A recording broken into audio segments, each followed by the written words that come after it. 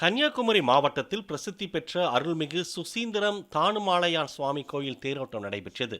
திருத்தேரோட்டத்தை தொடங்கி வைக்க அமைச்சர் சேகர் பாபு காலதாமதமாக வந்ததாக கூறி அங்கிருந்த சிலர் பாரத் மாதா கி ஜே என முழக்கம் எழுப்பினர். இதை கண்டித்த அமைச்சர் சுசீந்திரம் தானுமாலையான் சுவாமி பெயரை சொல்லி முழக்கம் எழுப்புமாறு அறிவுறுத்தினார்.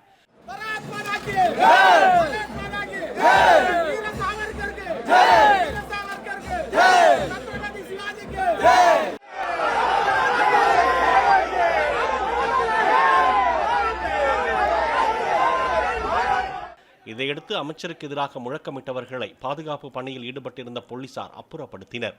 இதற்கிடையே திருநெல்வேலி நெல்லையப்பர் கோயிலில் வெள்ளித்தேர் வெள்ளோட்டத்தை தொடங்கி வைத்த பின் செய்தியாளர்களிடம் பேசிய சேகர் பாபு சுசீந்திரத்தில் விரும்பத்தகாத முழக்கங்களை எழுப்பியதால் பிரச்சனை ஏற்பட்டதாக கூறினார்.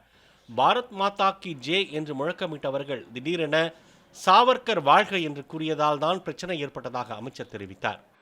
அவர்கள் பாரத் மாதா கி ஜெய் என்று சொல்வதில் எங்களுக்கு மாறுபட்ட கருத்தில்லை, சொல்லிக் கொள்கிறார்கள். அது திருக்கோயில் இல்லாமல் வெளியிடத்தில் சொல்லிக்கொண்டால் அதை பற்றி எங்களுக்கு கவலை இல்லை. எங்களை பொறுத்த அளவில் தமிழ் வாழ்க, தமிழ்நாடு வாழ்க, இதுதான் எங்களுடைய கொள்கை.